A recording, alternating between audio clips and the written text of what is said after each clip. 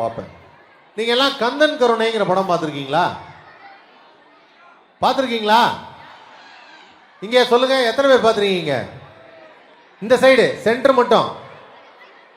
கந்தன் கருணை 4 பேர் தானா? நீங்க இந்த பக்கம் இங்க.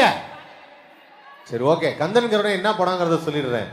எனக்கு ரொம்ப பிடிச்ச ஒரு ஆர்டிஸ்ட் வந்து நடிகர் திலகம் சிவாஜி கணேசன் அவர்கள். நடிகர் திலகம் சிவாஜி கணேசன் வந்து ஒரு சின்ன கேரக்டர் கொடுத்தாலும் அதை மிக பிரம்மாண்டமாக அது ரெஜிஸ்டர் ஆகிற மாதிரி ரொம்ப அழகான டைலாக் டெலிவரியில் பண்ணிடுவார். ஸோ அந்த வகையில் வந்து ஏகப்பட்ட படங்கள் அவர் நடிச்சிருந்தாலும் சில படங்களில் அவர் நடிக்கும் போது மற்ற நடிகர்களுக்கு ஒரு போட்டி இருக்கும், நாமளும் அவர் மாதிரியே நடிக்கணும் அப்படின்னு. அந்த வகையில் கந்தன் கருணை அப்படின்னு ஒரு படம் நான் பார்த்தேன். அது என்னவோ முருகர் பற்றின ஒரு கதை தான். கதை என்ன அப்படின்னா, முருகர் சூரபத்திரரை வதம் செய்வது, இதுதான் கதை. அதுதான் ஆரம்பம். ஓகேங்களா? ஸோ இப்போ என்னன்னா, முருகர் கேரக்டர் பெரிய கேரக்டர், சூரபத்திரர் கேரக்டர் பெரிய கேரக்டர். இப்போ சூரபத்திரனா யார் நடிக்கிறா அப்படின்னா அசோகன். அசோகன் வந்து அந்த காலத்தில் வந்து பயங்கரமான வில்லன் ஆர்டிஸ்ட். ஆனால் அவர் நடிக்க வரும்போது பார்த்தீங்கன்னா அவருக்கு ஏகப்பட்ட போட்டி இருந்ததுனால அந்த காம்படிஷன் அவர் எப்படி நடிக்கிறது, தன்னை எப்படி எல்லாத்துக்கு முன்னாடியும் காமிச்சிக்கிறது அப்படிங்கிறதுல ரொம்ப டஃப்பாக ஃபீல் பண்ணார். ஸோ எப்பவுமே ஒரு ஷாட் கொடுக்குறோம் அப்படின்னா டயலாக் சின்னதாக தான் இருக்கும். பில்லான்னு ஒரு படம் பார்த்துறீங்களா? அந்த படத்தில் அவன் மேலே உனக்கு என்னம்மா அவ்வளோ வெறுப்பு, இவ்வளோ தான் டயலாக். அதுக்கு மேலே அசோகனுக்கு அதில் சீனே கிடையாது. அங்கேருந்து வருவார், டயலாக் பேசுவார். அவன் மேலே உனக்கு என்னம்மா அவ்வளவு வெறுப்பு அப்படின்வார். இப்போ இதை எடிட்டர் எங்கேயுமே கட் பண்ண முடியாது. அவர் வந்தது ஒரே ஒரு சீனாக இருந்தாலும் அதை 3 நிமிஷத்துக்கு லென்த்தாக பேசிடுவார். இவர் என்ன பண்ணார், கந்தன் கருணையில் சூரபத்திரர் கேரக்டரை வந்து அசோகனை கொடுத்துட்டாங்க.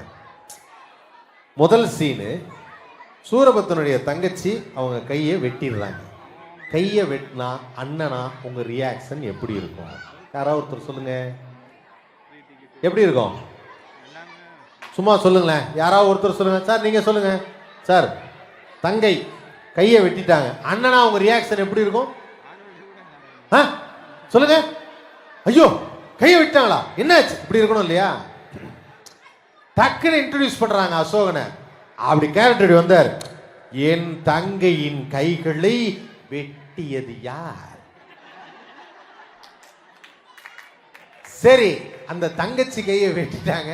அசோகன் பேசுறாரு. அசோகனே கோபமா பேசலங்கிறது என்னோட வருத்தம். பக்கத்துல பார்த்தா பாலாஜின்னு ஒரு ஆர்டிஸ்ட். அவர்ல அத்தையின் கைகளை துண்டித்தவனை நான் சும்மா விடவே மாட்டேன், அவனை தண்டித்தே தீருவேன், ஆணையிடுங்கள் அன்னையே, இன்றே தந்தையே, செல்வோம் வெல்வோம் எல்லாம் சொல்றாப்புல. ஒன்றும் கிடையாது. பக்கத்தில் இன்னொரு கேரக்டர்ல எனக்கு என்னவோ இவள் மீதுதான் தவறு இருக்கும் என்று தோன்றுகிறது, அந்த கேரக்டர். இப்படி ஒவ்வொருத்தரா பேசிட்டு இருக்காங்க. அந்த அம்மா கையிலேருந்து ரத்தம் கூட்டிக்கிட்டே இருக்கு. 15 நிமிஷமா பேசுறாங்க, யாரும் எந்த முடிவும் எடுக்கவே இல்லை. இதை பார்த்தோன்னே தான் எனக்கு தெரிஞ்சுது என்ன ப்ராப்ளம் அப்படின்னா, இந்த படத்தில் சிவாஜி சார் நடிக்கிறாருங்கிறதுனால எல்லா சீன்லையும் தான் நடிக்கும் போது எதையாவது ரெஜிஸ்டர் பண்ணணுங்கிறதுக்காக, அது கையை வெட்டின சீனாக இருந்தாலும் சரி, காலை வெட்டின சீனாக இருந்தாலும் சரி, எல்லாரும் 10 நிமிஷத்துக்கு டயலாக், 10 மினிட்ஸ் ஃபுல்லாக டயலாக். அதுலேயும் அந்த படத்தில் எனக்கு ஒரு டவுட் என்னன்னா, டி ராஜேந்தர் ஏதாவது அசிஸ்டன்ட் டைரக்டராக ஒர்க் பண்ணியிருப்பாரோங்கிறது டவுட்டு. படத்தில் நீங்கள் போய் டயலாக் பாருங்க, முழுக்க முழுக்க டிஆர் சார் ஸ்டைல்லே இருக்கும். எல்லாமே அந்த ரைமிங் டைமிங்கோட வசனமாகவே இருக்கும். ஸோ இந்த பக்கம் அசோகன் இப்படி இருக்கும்போது இவர் நடிக்கிறப்போ ஒரு ஷாட்ல அடுத்தது சரி முருகர் கேரக்டர் யார் அப்படின்னு பார்த்தா சிவகுமார் சார். சிவகுமார் சார் முருகரா வராரு. இப்போ சிவாஜி சாருக்கு என்ன ரோல்? முருகருடைய ஒரு டிசைபிள். ஸோ அவர் என்ன சொன்னாலும் நான் செய்வேங்கிற மாதிரி ஒரு கேரக்டர் வீரபாகு அப்படின்னு ஒரு கேரக்டர். சிவாஜி சார் சின்ன சீன் கொடுத்தாலும் அவ்வளோ பட்டையை கிளப்பிடுவார். ஸோ அவர் என்ன பண்ணுறாரு, முருகரை பார்த்து சூரபத்ரனை பற்றி சொல்கிறாராம். முருகா ஆணையிடு, இன்றைய அவனை கொன்று குவித்து விடுகிறேன், அவன் ரத்தத்தை குடித்து விடுகிறேன், அவனை அடித்து விடுகிறேன், சொல் அப்படிங்கிறார். இப்போ ஆப்போசிட் இருக்கவங்க எப்படி பேசணும்? 110 கிலோ வெயிட் தூக்குற அந்த லாரன்ஸ் ஒன்னு அடிக்கிறது பெருசு கிடையாது. எப்படி பேசணும் ஆப்போசிட்ல? நான் கோவமா பேசுறேன், நீங்க எப்படி பேசுவீங்க? கோவமா தானே பேசுவீங்க. இவ்வளோ கோவமா பேசும்போது சிவகுமார் சார் ரியாக்ஷன், வீரபாகு அவனை எதுவும் நீ செய்து விட வேண்டாம் இந்த காலகட்டத்தில் அப்படின்னாரு. நான் அங்கேயே யோசிச்சிட்டேன்.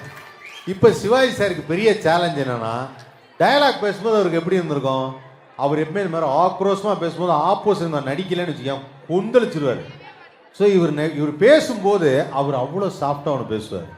இப்படி அந்த படத்தில் பார்த்ததுக்கு அப்புறம் தான் தெரிஞ்சது சிவாஜி சாருடைய பவர் என்ன